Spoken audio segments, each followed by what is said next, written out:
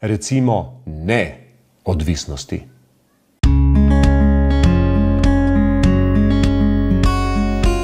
Na Instagramu se imajo vsi ful fajn, dosti boljš kot jaz.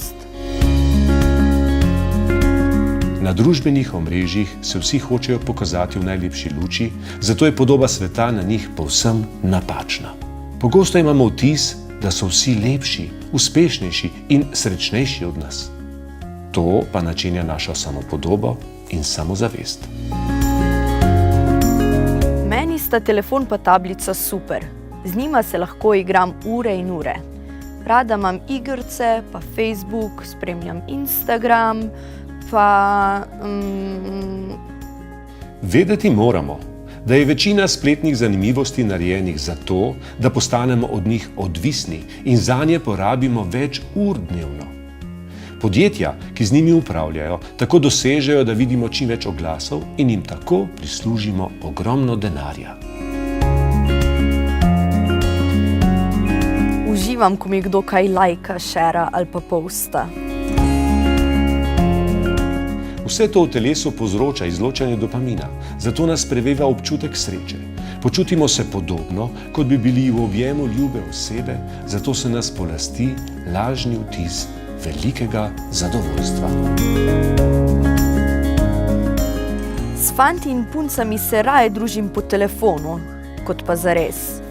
Komuniciranje pretežno prek družbenih omrežij zmanjša našo sposobnost navezovanja stikov z ljudmi v resničnem življenju. Spretnosti razvijanja teh odnosov se namreč učimo vse življenje.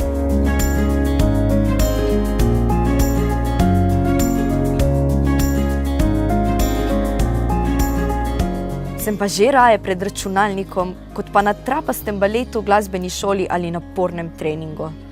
Ukvarjanje z družbenimi mediji je najslabša investicija naše najbolj dragocene dobrine – časa.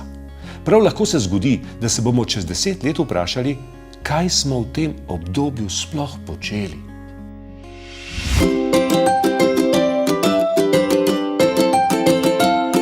Ali ne bi bilo bolje, če bi ta čas porabili na primer za žoganje na svežem zraku, igranje kitare ali opazovanje narave? Kdo ve? Morda bi se v tem času razvili v vrhunskega nogometaša, priljubljenega umetnika ali pomembnega znanstvenika.